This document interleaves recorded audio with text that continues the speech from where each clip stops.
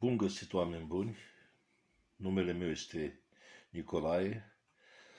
Nu am mai făcut de mult un clip pe YouTube, nu pentru că nu aș fi avut nimic de spus, dar a intervenit senzația aceea de lehamite, când îți dai seama că la un moment dat vorbești degeaba sau vorbești pentru nimeni, în sensul că nimeni nu reacționează sau nu reacționează așa cum ar trebui.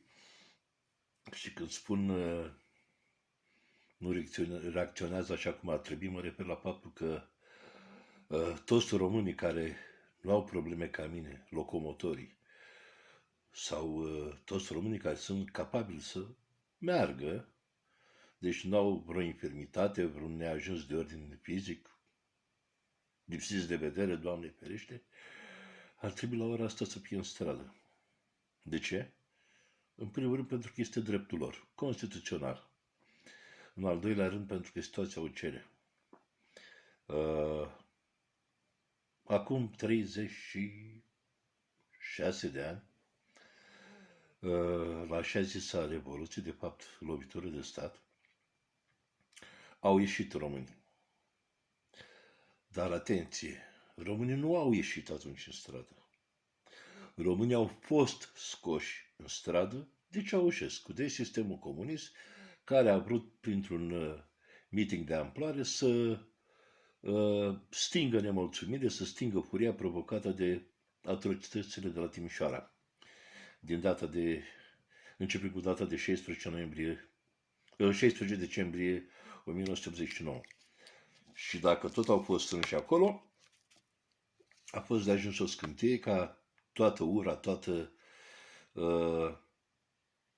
nemulțumirea acumulată mai ales în ultimii 10 ani, de regim foarte strict și foarte opresiv, din foarte multe puncte de vedere, dar care totuși a avut și bunele lui pe anumite planuri, dar nu este cazul să discutăm acum. Ei bine, acești oameni, în momentul în care a intervenit această scânteie, au detonat. Dar, repet, pentru ca ei să detoneze, pentru ca scânteia aceea să aibă pe cine aprinde, condiția sine qua non era ca ei să fie în stradă. Iar ei nu au ieșit în stradă din proprie inițiativă, ci au fost strânși. Și mă refer la București. Ce a fost la Timișoara, aia da, a fost o acțiune, a fost o reacție a mulțimii, o reacție ad hoc, și care, până la urmă, cumva a fost reprimată de forțele de ordine. Nu s-a mai întâmplat același lucru la București, deoarece deja masa strânsă depășise, ca să zic așa, masa critică, erau prea mulți, erau prea furioși, erau prea bine manipulați, cum s-a dovedit ulterior. Mă rog, am făcut această paranteză mai mare sau această divagație pentru a explica de ce mi se pare mie un neajuns și absolut de neînțeles faptul că românii nu sunt în stradă la ora asta. E un paradox, dacă vreți. Înțeleg de ce nu sunt în stradă la ora asta, pentru că nu i-a scos nimeni, iar românul s-ar părea că singur mai greu iese, dar în același timp, dacă nici ceea ce se întâmplă acum n-a făcut să ajungă cuțitul la os, nu știu ce ar mai trebui mai rău de acum încolo. Și plecasem totuși, acum mi-am dat seama, plecasem de la ideea că acei oameni care au ieșit în decembrie 89 erau apartenenți ai unei generații. Care generație, în momentul în care vorbim, fie a dispărut pe cale biologică, deci au trecut la cele veșnice, fie sunt bătrâni, atinși de boli, atinși de probleme de sănătate, eu fiind unul dintre ei, și ne este mult mai greu să mai ieșim în stradă. Cei care ar putea să o facă cu succes, din punct de vedere al porții, al tinereții, al puterii, al rezistenței, al pericolului pe care l-ar putea reprezenta ca masă nemulțumită, aceștia sunt anesteziați. Sunt produsul programelor de spălare pe creier, promovate de televiziuni publice, mai mult sau mai puțin publice, promovate de ONG-uri, care, apropo, ar trebui să fie cumva obligate să-și facă transparentă sursa lor de venituri, să vedem cine îi plătește sau cine îi finanțează și atunci vom ști interesele cui le reprezintă. Că dacă nu sunt plătiți de către poporul român, nu vor reprezenta interesele poporului român. E foarte clar. Stăpânul este cel care comandă. Cel care plătește, cel care comandă. Ei bine, toată această situație în care oamenii ăștia, tinerii noștri, că sunt ai noștri, ce mai încolo și încoace, și practic sunt ai noștri, sunt produsul nostru biologic, sunt copiii noștri, noi suntem părinții lor, avem și noi partea noastră de vină, noi ce-am păzit? Hai, i-au spălat televiziunile pe creier și ONG-urile și tot mecanismul ăsta de propagandă, mainstream media, dar noi ce-am păzit ca părinți? Că erau ei cu ochii în ecran sau cu căștile pe urechi, dar erau totuși, trăiau în casă cu noi. Oricât de ocupați am fi fost, ar fi trebuit să ne găsim suficient timp să-i învățăm, să le explicăm cine sunt ei, ce este cu poporul căruia îi aparțin, ce este cu religia în care s-au născut, ce este cu țara asta, cu spațiul ăsta geografic în care ne aflăm, deci să-și cunoască geografia, să-și cunoască istoria, să-și cunoască religia, cu alte cuvinte să-și cunoască rădăcinile. Haideți să stăm strâns să judecăm drept. Sau să ne privim așa introspectiv, așa ca într-o oglindă. Oare chiar am făcut totul să insuflăm copiilor noștri toate sentimentele astea frumoase, înălțătoare de patriotism, de dragoste de țară, de dragoste de limbă, de dragoste de credință, de frică de Dumnezeu în sensul bun și frumos al creștinismului? Oare chiar am făcut totul? Eu unul nu pot să spun că am făcut 100% totul. Și nu știu dacă sunt oameni care pot spune că au făcut 100% tot ce a depins de ei, să le dea Dumnezeu sănătate și bravo lor. Dar noi, restul ceilalți care n-am făcut totul 100%, de ce? Oare am încercat totul, iar copiii chiar s-au dovedit un material atât de refractar, de nemodelabil, încât să nu scoatem din ei oameni adevărați, români adevărați? Nu știu, cred că lucrurile sunt undeva la mijloc. Dar să revenim la starea de nemulțumire.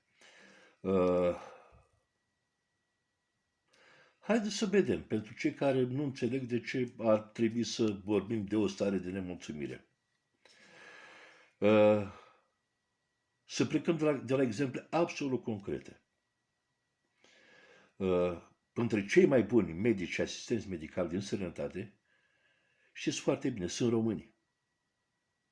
Sunt medici și asistenții medicali din România care au plecat peste hotare să lucreze în alte țări. În timpul ăsta, la noi în țară, e deficit de personal în domeniul sănătății. Ne mor medici și asistenți medicali tineri sau în floarea vârstei pe motiv de burnout, adică de epuizare, pur și simplu epuizare fizică și psihică. Nu mai rezistă, ard și la un moment dat se sting în camera de gardă, la datorie pe metereze.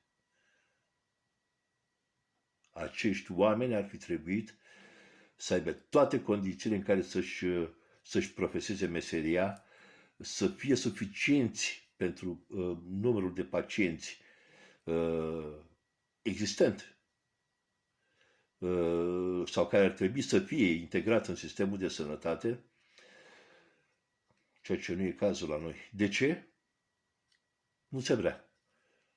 Legat tot de acest aspect al sănătății. S-au tăiat fondurile de la Casa de Sănătate. Dacă soțul sau soția era asigurat înainte până asigurarea medicală a soțului sau copiii până asigurarea, nu, cred că copiii până la 16 ani sunt în continuare asigurați, dar soții care beneficiau de asigurări medicale prin intermediul asigurării soțului lucrător, aceștia au rămas fără acest beneficiu. Mai departe, avem țări, de exemplu Marea Britanie, în care există o zi, se numește Puppy Day, ziua macului. Atunci îi poartă la rever o floare de mac. E un simbol al veteranilor care au căzut în cele două războaie mondiale. Bătrânii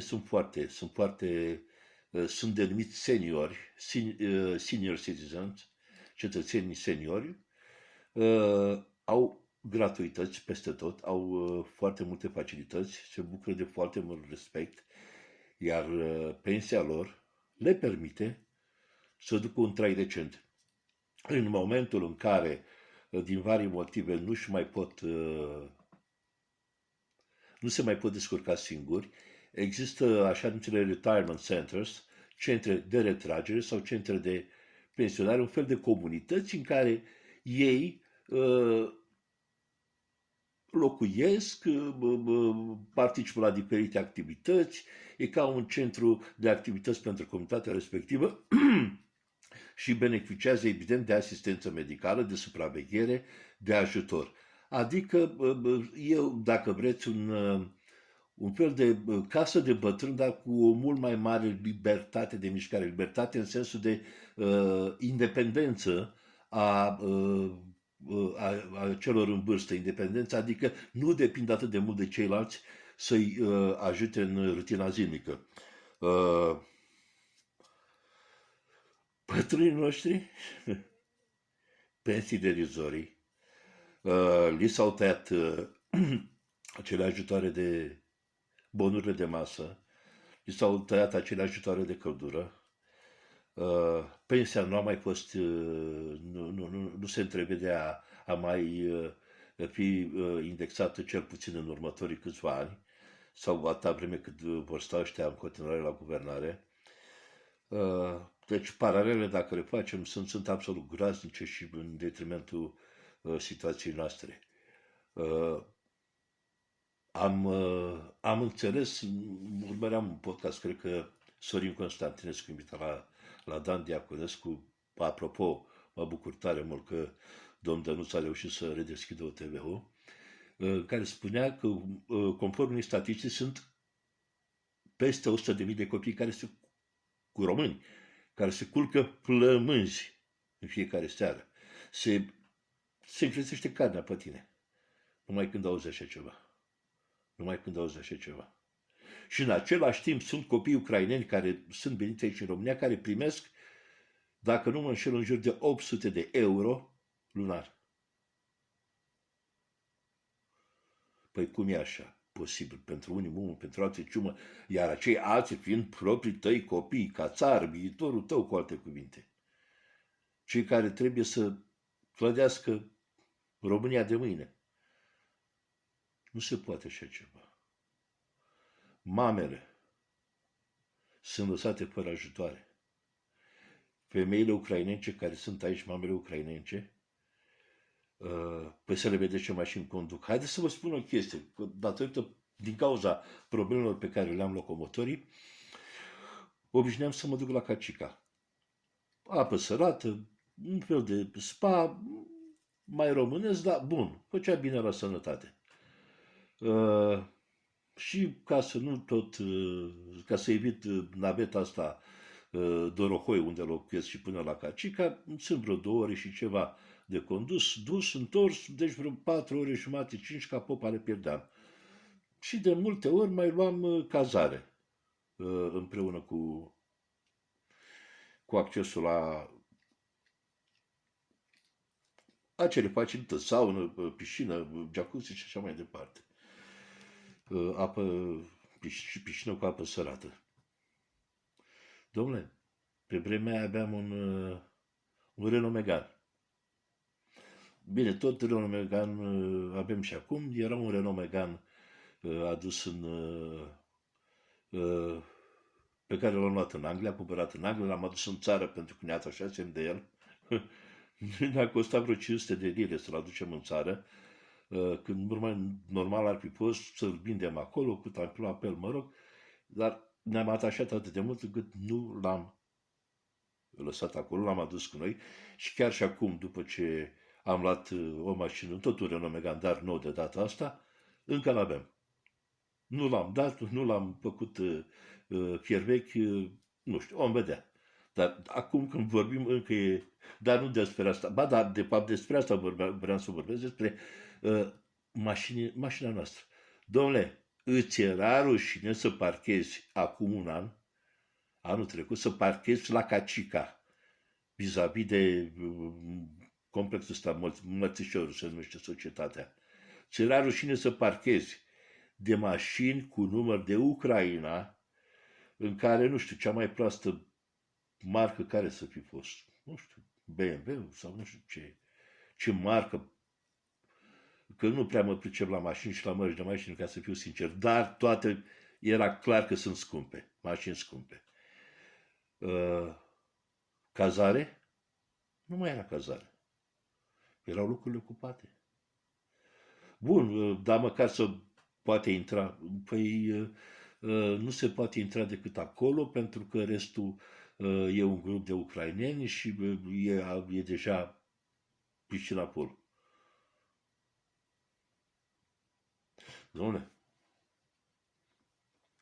cum să zic, ești cu probleme, ești necăjit, ești bătut de soartă, de război, te primesc, îți dau să mănânci, bine că tu arunci mâncarea, asta e partea a doua, îți ofer un să stai, îți ofer o groază de facilități, dar tu deja nu mai am loc de tine nicăieri. E exact ca ăla, îi dai un deget și ți-a toată mâna. Exact asta se întâmplă cu frații noștri ucraineni. Cât de frați sunt, haideți să vedem. Conform statisticilor, sunt vreo 400.000 de români, de ucraineni, de etnie română, în Ucraina.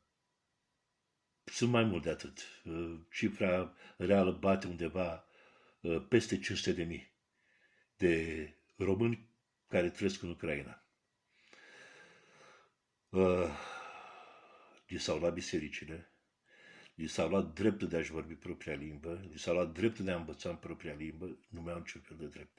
Dacă așa ceva se întâmpla în România, ne știa tot mapamondul. Și ar fi curs sancțiuni peste sancțiuni asupra României. Aia e în Ucraina. Prații noștri de care vorbeam că îi tot ajutăm. Bine, și spune președintele României că sună cam aiurea, dar va trebui să ne împrumutăm ca să dăm bani ucrainenilor pentru înarmare. Că prioritatea președinției sub administrația Nicușor Dan este Ucraina. Măi, fraților, vorbim despre aceeași Ucraina al cărei președinte, Nicușor Volodymyr Zelensky, i-a spus lui Nicușor Dan, președintele României, neconstituțional și neales, că dacă suntem de acord, ei, ucraineni, ne pot vinde nouă arme. Domnule, pricepeți bătaia de joc? Noi ne împrumutăm, le dăm bani să facă război, iar ei, cu banii, cu armamentul pe care îl primesc, transformă acești bani în armament sau primit direct armament, ajutoare ca atare în armament, ei ne revând nouă aceste arme și toate astea în condițiile în care ne sunt datori cu 1 miliard pentru sistemul Patriot, care, apropo, în mai puțin în 24 de ore a fost distrus. nici n-a fost instalat bine acolo, că rușii l-au distrus. Nu știu cât de mulți români știu treaba asta, dar trebuie să știe că sunt surse de informare, har Domnului peste tot. Sunt o groază de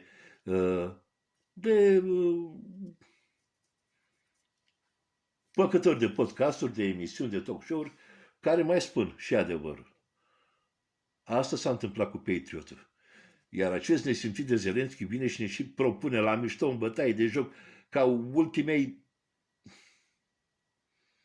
pete de pe centură. Dacă vrei arme, hai că-ți spun eu. Nu se poate așa ceva, oameni buni.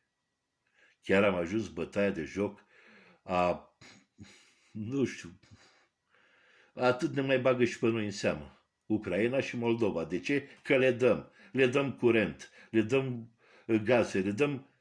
Ia spuneți, măi, pensionarilor, cam cât ne-a venit ultima factură la gaze și la curent? E jale, a? Și vorba refrenului. Foaia verde de două să fie și mai bine. Nu cred. Nu cred. Sunt foarte multe lucruri despre care aș mai putea vorbi. Doar tâmpit să fii, sau orb, sau șters pe creier, creierașul tău să fie tabula rasa, niciun pic de încrețitură, niciun pic de sinapse, un neuron singuratic acolo. Și chiar și în condițiile astea ar trebui să-ți dai seama ce se întâmplă în jurul tău. Pentru că, ca să o citesc pe Diana Șușoacă, deja avem amibe. Amibe în jurul nostru. Și parameci, dar cred că parameciul deja e superior amibei. Nu mai țin minte zoologia de clasa 6. Nu se poate așa ceva. Nu se poate să fii om în putere, adică în putere capabil să te ridici în două picioare și să nu fii în stradă la ora asta. Să nu pui presiune pe guvern, pe președinție, pe toate instituțiile. Hai, nu te duci la București. Dar la tine, acolo, în ogradă ta, ca să zic așa, în orășelul tău, în satul tău, în comuna ta. Poți ieși în stradă. E greu să ieși acum în decembrie în stradă. Frig, sloată, ploaie, eu știu. Oameni cu probleme de sănătate, cărora frigul le face rău, asmatici și așa mai departe. Păi, și asta vară ce am făcut? Am stat în concedii? Atunci decembrie să fie, dar să fie. Și nu instig la violență. Instig, cu ghilimele de rigoare, la a exercita dreptul constituțional de a manifesta public contra tot ce vreți voi. Și în primul rând este vorba de a protesta împotriva statului dacă statul vă amenință existența. Și vă amenință prin condițiile de viață pe care vi le-a permis să le mai aveți și care sunt așa cum sunt, statul vă și ne amenință existența. La modul cel mai biologic vorbind, ne amenință existența. Și dreptul nostru, e dreptul vostru, în primul rând, a celor în putere, să fiți în stradă la ora asta. Repet, nu să fiți violenți, ci să fiți energici, determinați și hotărâți. Și atunci, într-adevăr, putem vedea dacă experimentul 89 a fost ceva real sau pur și simplu o făcătură. Dacă nu se poate reedita momentul 89, e clar că a fost făcătură. Și când spun reedita momentul 89, nu mă refer la prins președintele și împușcat. Doamne ferește, noi nu facem așa ceva. Noi creștini. Că ea n-au fost creștini care l-au împușcat pe Ceaușescu, să fie clar. Aia a fost o ucidere ritualică, simbolică. L-au ucis ritualic de Crăciun. Conform acelei ziceri biblice, vai de poporul care își va ucide conducătorul la zi mare. Cum s-a întâmplat în cazul unui anumit popor care și a ucis conducător pe care nu știa că l-are conducător. Apropo și apropo de Sorin Constantinescu. Sorin Constantinescu sau altcineva? Să nu mă înșel. Nu. Oricum, unul dintre invitații de marcă a lui Dan Diaconescu spunea că, deci nu cred că a fost Sorin Constantinescu, mă rog, vorbea despre acea inscripție care este pe cruce deasupra Mântuitorului, INRI, care este prescurtarea de la Iisus Nazareneanu, regele iudeilor, Rex Iudei, mă rog. Și noi am preluat-o, că așa era crucea pe care a fost răstignit. Și omul zicea, cel care, nu sunt sigur asupra identității lui, dar repet, un foarte cunoscut imitat al lui Dan Diaconescu, spunea, nu ar trebui să avem așa ceva. Și eu îmi să fiu de acord. De ce? Pentru că acea zicere i s-a pus în bătaie de joc. Pentru că el a fost suspectat că ar pretinde că este regele iudeilor, că este regele Israelului. De aceea a și intrat în conflict cu administrația romană. Ăsta a fost motivul pentru care saducheii, farisei, nu știu ce, l-au băgat pe țeavă cu administrația romană ca să poată să fie pedepsit. Și când dacă nu mă înșel, când a fost întrebat de Pilat din Pont dacă el este regele iudeilor, Iisus n-a spus nici da, nici nu a spus, eu sunt cel ce sunt. N-a negat, nici n-a confirmat. Dar aia cu regele iudeilor a fost pusă în semn de batjocură, de a-l persifla, că vezi, Doamne, el s-ar fi pretins, și spune el cu E mare, că Iisus, că Mântuitorul s-ar fi pretins, s-ar fi regele iudeilor. Nu. El a spus deja, împărăția mea nu este din această lume. Mă rog, am divagat apropo de Iisus și de faptul că am încercat cumva să evit a nominaliza direct poporul evreu și să fie clar, nu sunt antisemit. Părerea mea despre poporul evreu. Dacă nu îți place poporul evreu, măcar respectă-l. Și am să vă spun de ce. Un popor, indiferent orice spune despre acest popor, care timp de 2000 de ani nu a avut ca scop săpat în genă, în ADN-ul lui, reîntoarcerea în Israel, care a lucrat și a conlucrat neîncetat pentru realizarea acestui scop, adică mișcarea sionistă de a se reîntoarce în Israel, merită respectat. O, Doamne, dacă noi românii am fi avut măcar, nu știu, un sfert din determinarea lor, a evreilor, ca popor, am fi fost departe. Iar când spun evrei, mă refer la evrei adevărați, care sunt, conform Vechiului Testament, născuți din mamă evreică. Deci ești evreu dacă ești născut din mamă evreică. Restul sunt trecuți la iudaism. Sunt de religie mozaică, dar asta nu înseamnă că sunt evrei. Sunt de religie mozaică și aici o să fie un alt aspect la care o să, nu știu, nici nu m-am uitat la cât am început clipul ăsta, videoclipul ăsta. O să mă refer puțin o să fac o legătură între evrei și Ucraina.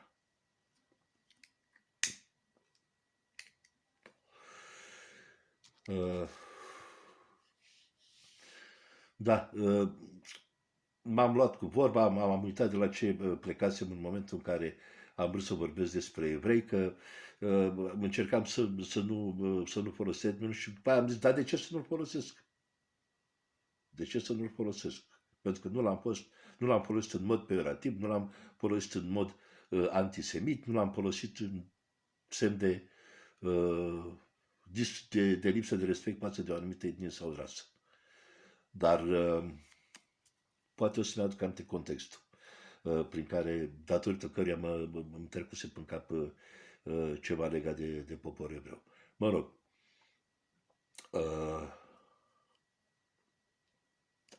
de fapt, hai să discutăm despre legătura dintre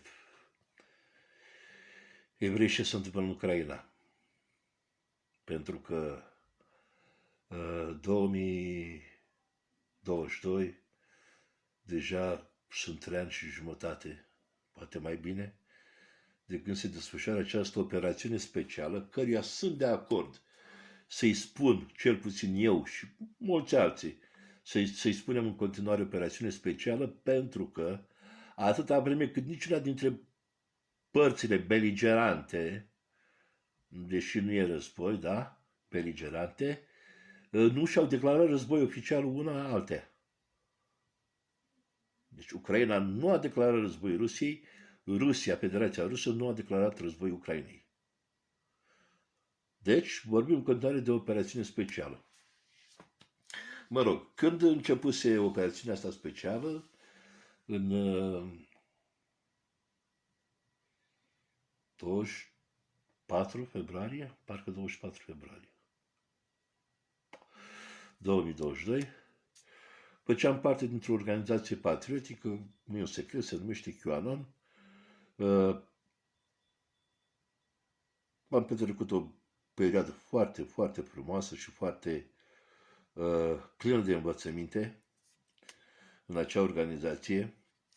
Scoteam lunar un ziar, și când spun că scoteam un ziar, era un ziar, adică fizic, de la pe hârtie, tipărit, mai țineți minte, de la care împachetai mâncarea pentru serviciu, pe care îl foloseai când spălai geamurile, le ștergea bine, ziar, și pe care unii îl mai și citeau. Ziarul se numea QAnon și în perioada în care apăruse, în perioada în care a început război, deja ziarul apărea lunar, repet. Lunar de ce? Pentru că costa foarte mult să-l tipărim. Noi cei care, cel puțin eu care scriam aproape constant la ziar, nu am pretins niciun ban și nu doar eu, cred că și ceilalți, da. Bine, erau cheltuieli legate de tenori datare, de tipări, de hârtii care nu puteau fi evitate. Astea erau costurile de producție. Dar noi cei care îl realizam din punct de vedere jurnalistic, adică intelectual, noi nu luam bani. Dar, cu bănuții noștri, făceam ziarul și tot noi cu bănuții noștri îl și cumpăram ca să fie fonduri pentru a apărea un numărul viitor și îl dădeam românilor degeaba. În 99% din cazuri îl dădeam degeaba. Nu știu dacă s-au vândut, 10-15 exemplare în fiecare lună, nu știu dacă. Îl dădeam pe gratis. De ce? Era cumva și era perioada aia crâncen abia se făcuse tranziția de la pandemie de la pandemie la război. Adică nu mai spun acum ce am scris legat de coronavirus și toată lupta noastră și lupta mea în cadrul luptei noastre contra ideii de pandemie. Acum mă refer strict la Ucraina. Ce era rușine să-l dai românului, să-i dai românului adevărul, să-i dai românului un ziar, un text, niște opinii prin care încercai să-i deschizi omului ochii. Că le accepta, că nu le accepta, era treaba lui. Poate făceau foc în sobă cu ziarul, nu știu. Sau poate îl citeau și după aia făceau focul. Habar nu am. Dar din punctul nostru de vedere, al meu, că haide acum să vorbesc numai de mine, da? Era satisfacția aia că mi-am adus și eu obolul la lupta asta împotriva ocultei. Și chiar din primul număr, adică din primul număr, nu e adevărat, în iunie, cred că în iunie, am colecția, dar n-am mai stat să răscoresc, am colecția așa, se cheamă Cât ne costă Ucraina. Am postat și pe Facebook și poate să fac niște linkuri și să vedeți cam ce am spus atunci s-a cam îndeplinit. Am fost primul, pentru că am scris de treaba asta, deci nu vreau să jignesc niște persoane pe care le respect din punct de vedere al profesionalismului lor, mă refer la jurnaliști. Sunt oameni de marcă, începem cu seniorul Cristoiu, Roșca Stănescu, Tucă, Dede, Dan Diaconescu, de ce nu să mai zic, Doamne? Nu, mă opresc aici pentru mie că uit pe cineva și chiar n-aș vrea. Dar cred că i-am... Harman, care e și jurnalist și între altele, dar e mult mai mult de atât. Deci oameni foarte dragi multora, inclusiv mie. Dar vreau să spun, oameni buni, că în iunie 2022 nimeni, indiferent ce spuneau ei pe la colțuri, și vorbesc de oameni informați, nimeni nu spunea adevărul despre pandemie, nimeni nu spunea adevărul despre Ucraina. Iar eu, în articolul pe care l-am scris și care am reluat toată, chiar apăruse chiar în acel număr, erau 4 pagini, prinse așa ca un fel de broșură separată de ziar, intitulat QAnonul lui Bădiță. Cornel Sabău, care era și directorul ziarului, i-a pus așa în glumă numele ăsta, l-a denumit QAnonul lui Bădiță, că practic toate cele 4 pagini nu mi-aparțineau. Ei bine, în acele 4 pagini am spus clar ce e cu Ucraina, toată. Nu, că n-am tratat exhaustiv. Dar am povestit despre istoria Ucrainei, am povestit despre neonazism, fascismul și neonazismul din Ucraina, am vorbit despre Bandera, am vorbit despre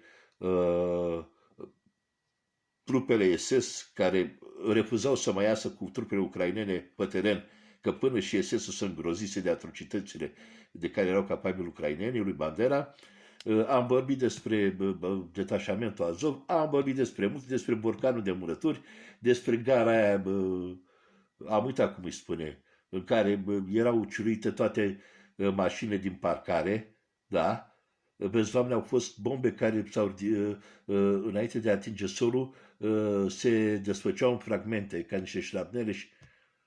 Păi bine, bă, era parcare plină de mașini, ciuruite, dar pereții gării la 2 metri de parcare erau neatinși, adică ea ne consideră chiar proști, ca să nu mai zic de mamaia care a dat jos cu borcan de murături, de mai drona. Eu pe astea le-am scris la nici 3 luni la 3 luni de la începerea războiului. Și am continuat să scriu multe articole pe tema asta. După cum am scris și pe subiectul pandemiei. Vorbim de 2022, oameni buni. Când abia pe la începutul 2024 a început lumea să nu mai vorbească pe la colțuri și să vorbească tare și cu viu grai despre problemele astea. Și eu pot dovedi, și eu și poștii mei colegi de la ziar QAnon, putem dovedi negru pe alb, adică cu ziarul, îl arătăm ziarul, că noi ne-am asumat niște opinii cu ani buni înainte ca alții să aibă curajul să deschidă gura în public.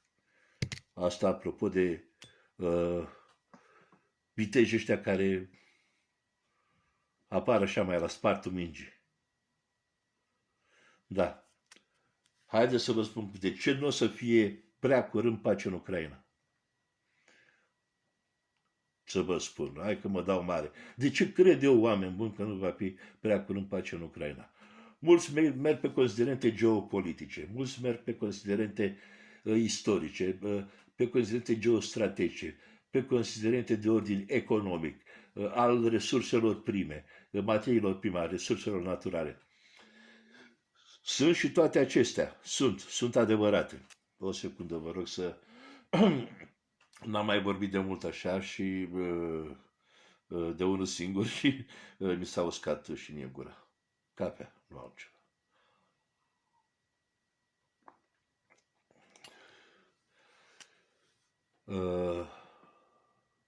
Mai este un alt motiv pe care mulți îl cunosc sau chiar dacă nu îl cunosc, au toate datele pentru a face legătura, dar nu o fac.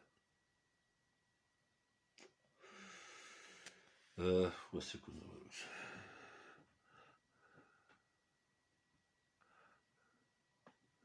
Da.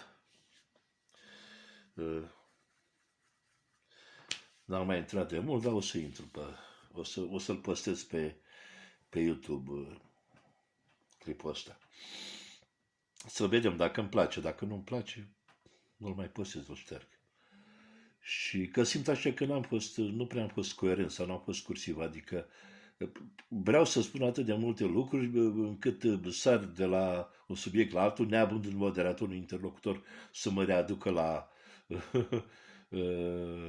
ordinea de zi, ca să spun așa, cam sar de la una la alta. Dar bun, un alt motiv pentru care oculta mondială dorește sau nu dorește pacea în Ucraina, ci dorește ca acest război să continue până la capitularea Rusiei, e un motiv care poate fi dedus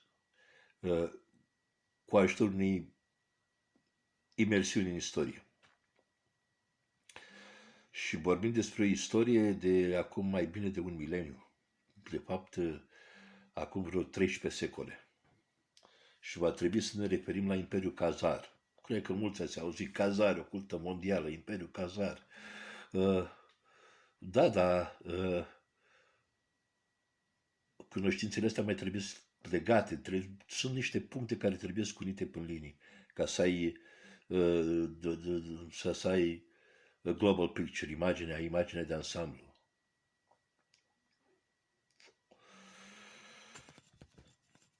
În jurul secolului VII era noastră, deci după Hristos,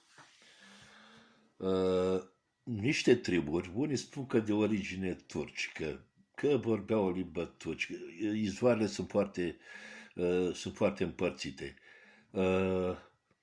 Dar din ce m-am documentat eu,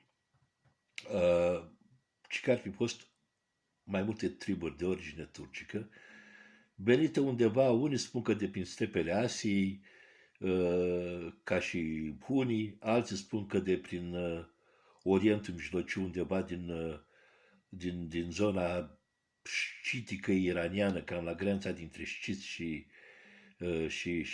iranieni și persani. Oricum, o uniune de triburi nomade, de triburi turcice, cunoscute sub denumirea generică de Khazari. Khazarii ăștia își aveau ținutul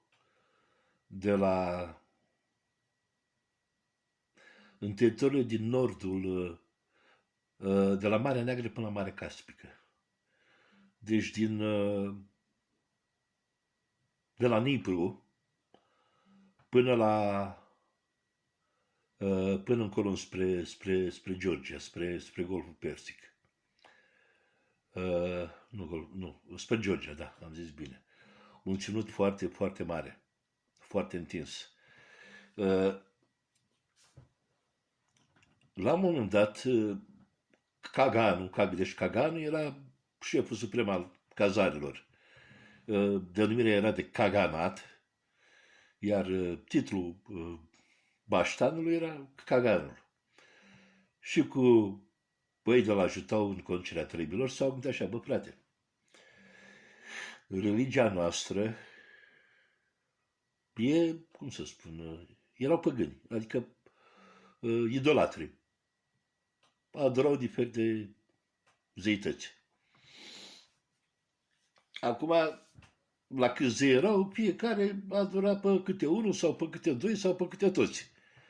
Ăștia s-au gândit, băi frate, dacă o să avem și noi ca alte popoare o singură religie, deci o religie monoteistă, să creadă într-un singur Dumnezeu și toată lumea va crede în acel singur Dumnezeu, unitatea noastră va fi mult mai mare, coeziunea socială va fi mult mai mare și implicit capacitatea noastră de a conduce poporul va fi mult mai mare. Bine, bine, dar păi ce să ne facem noi când vom fi mari? Să ne facem creștini, să ne facem mahomedani, să trecem la islam sau să devenim mozaici ca poporul evreu? La care au stat ei, au chemat, se zice, învățați din fiecare religie și i-au ascultat pe toți. Păi i-au ascultat și pe creștini, i-au ascultat și pe musulmani, i-au ascultat și pe evrei. Și cumva au dedus ei, ceea ce era absolut normal, că ambele religii, și cea creștină și cea mahomedană, islamică, practic pleacă din religia mozaică. Pentru că ambele religii, și creștină și islamică, mahomedană, sunt religii ideo-mozaice. Așa se numesc. Și atunci ăsta, bun, hai ne facem toți evrei. Și au trecut la cultul mozaic. Peste noapte, un întreg popor. Mă rog, întreaga populație aflată în granițele Imperiului Khazar. Din punct de vedere al purității, ca să zic așa, enunțate de Biblie, nu cred că toți de acolo erau născuți din mamă evreică. Deci ei nu au devenit evrei, au devenit practicanți de confesiune mozaică, dar practic nu erau evrei, dar toată lumea a început să-i asimileze ca fiind evrei. Acum restul evreilor, cei adevărați, cei din Israel, din Palestina, de fapt, de pe vremea lui Isus, știm că după revoltele din Ierusalim și luptele avute cu administrația romană, ultima bătălie a fost la Masada, parcă, o fortăreață unde eu și un simbol, lupta de la Masada, adică a fost the last stand, ultima bătălie pe care a dat-o poporul evreu împotriva administrației romane. Au fost înfrânți, a fost distrus după aia de către Tiberius era, dacă nu mă înșel, împărat atunci la Roma.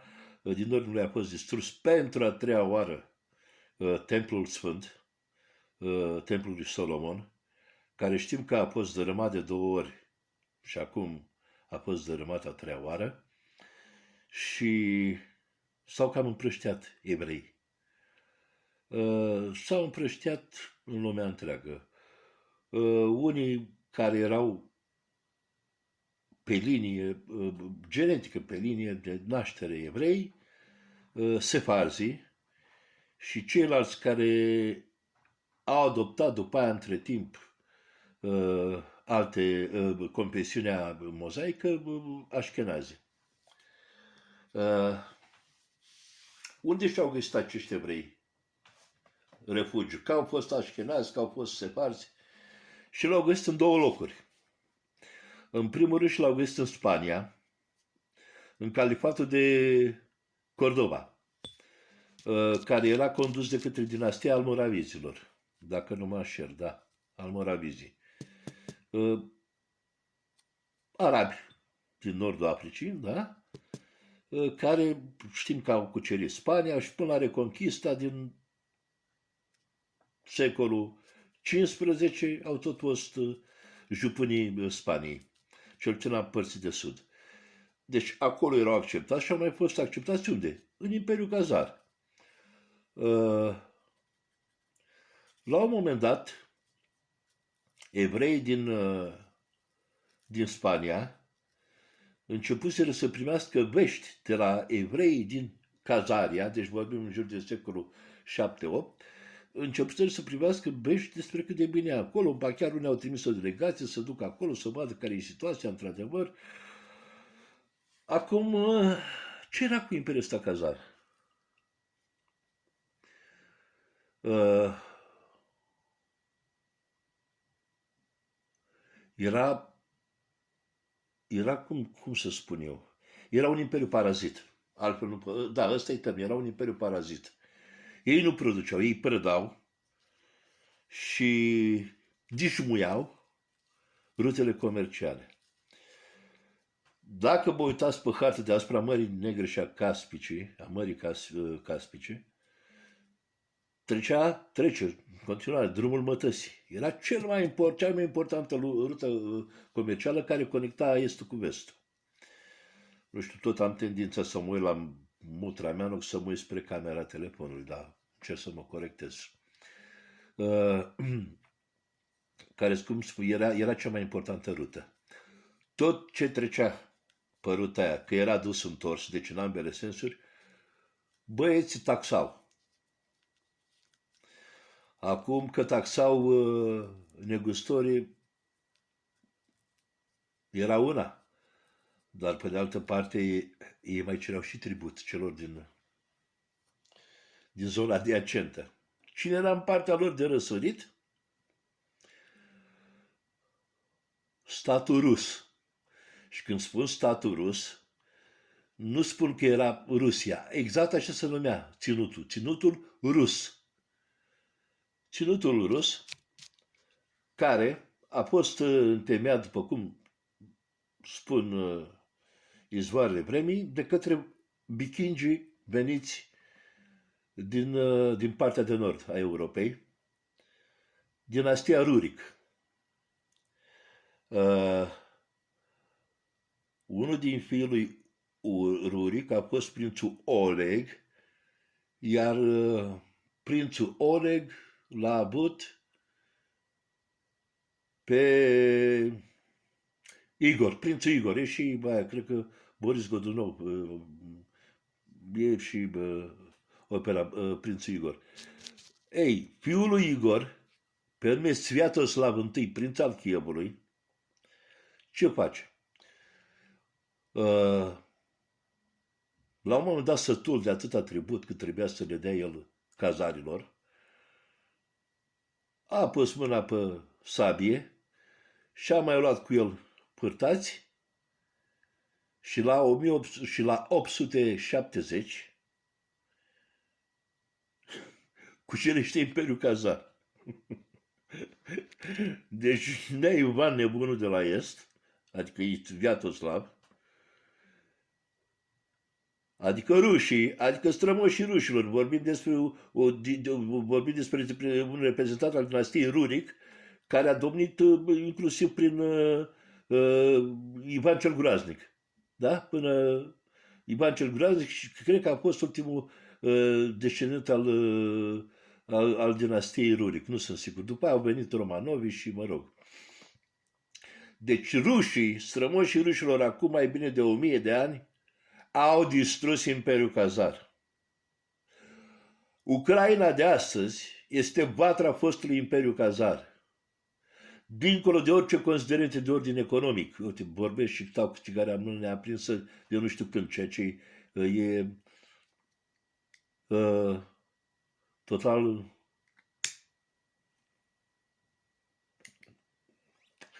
nespecific mie.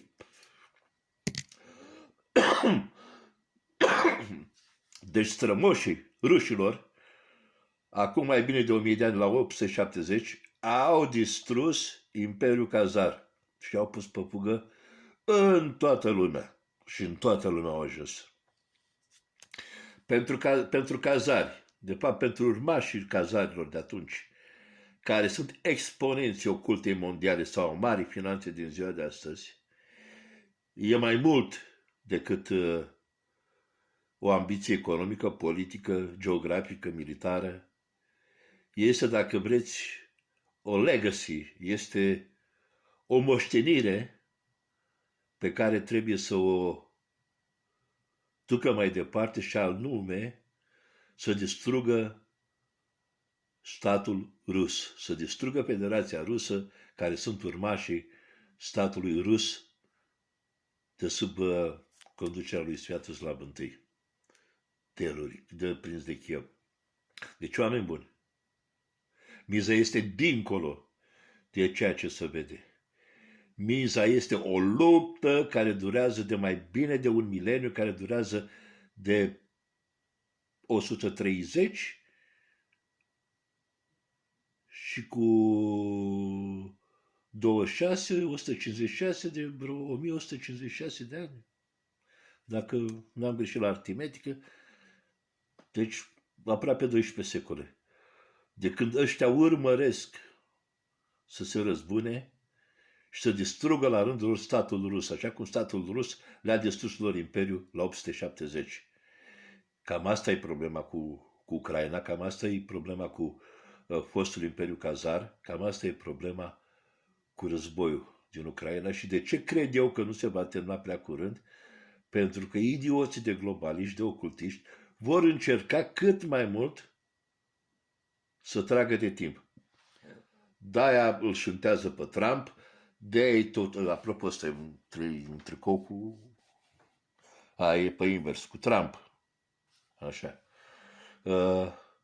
De-aia îl șuntează pe Trump ca să întârzie cât mai mult o încheiere a păcii. Evident nu este, ăștia joacă la totul sau nimic. Evident că cu cât trece mai mult timp, situația de pe hartă din punct de vedere militar, cu atât mai greu va fi Ucrainei să încheie o pace. Cât de cât convenabilă, că favorabilă nu are cum să fie, cât de cât convenabilă. Dar, pe de altă parte, ei speră că neîncheie niciun fel de pace, între timp Rusia va capota economic, social, politic, cum vreți. Nu se va întâmpla. De ce? În spatele lui Rusiei este întregul BRICS. Și întregul BRICS se va sprijini începând cu fraților chinezi și terminând, nu știu, cu ultimul sud-african. Așa, de la nord la sud, cum s-ar zice. Și cu ultimul brazilian până la ultimul indian, adică de la vest la est. E clar că BRICS-ul va susține Rusia în continuare. Cu alte cuvinte, n-au nicio șansă, cu alte cuvinte, atâta vreme cât vor avea proști care să plătească războiul lor și între ei acești proști. Din păcate ne numărăm și noi, și eu și voi. Nu vă uitați așa la mine, nu mă judecați, pentru că din bănuții noștri, oameni buni, din taxele și impozitele care ni se iau nouă, din bănuții ăștia e finanțat și din bănuții ăștia este finanțat măcelul din Ucraina, în care nu doar că mor oameni, dar ca să omoare un singur om au prăpădit nu știu câte sute de rachete și de drone. Da? Dacă pui așa sub raport preț-calitate, ca să găsești, sau preț-realizări, ce au făcut? Au omorât un om care, într-adevăr, e o ființă umană și orice viață este neprețuită. Dar, ca efect, ai o singură cazualitate, da? Cu prețul la nu știu câte sute de milioane în armament pe care l-ai folosit de obținut efectul ăsta, de o singură cazualitate. De unde rezultă că pe interesează practic să-și consume armele ca să fabrice altele, ca să-și ia bani în continuare, cei din industria de armament. Da, lucrurile sunt, nu sunt complicate, sunt foarte simple, dar complicată este să spargi bula asta în care ne bălăcim cu toți oameni buni. Nu știu ce să zic, personal încerc să îmi dau seama ce aș putea să fac mai mult de atât. Am scris, am postat, am publicat, am ieșit și eu la anumite acțiuni, așa că m-au ținut picioare la propriu. Am niște limitări de ordin medical. La scufiță încă stau bine, zic eu, Doamne ajută. Dar în rest, că altfel probabil că eram în Piața Victoriei la București la ora asta. Ori de nebun, ori cu alții oameni cu părul alb de acum, ca mine. Iar noi suntem generația cu cheia la gât. Așa că, ca și concluzie a acestei intervenții, repet, nu știu dacă o să o postez, Dacă oamenii nu se pot strânge în stradă, fără să fie aduși de alții, și când spun alții mă refer la autorități, e jale mare. E jale mare, pentru că nimeni nu o să ne ajute dacă nu mișcăm și noi un deget. Toți așteptăm Trump, americanul să sară. Păi, dar americanul te vede că stai pe Netflix toată ziua și că îți faci concedii nu știu unde. Și că te doare la basc.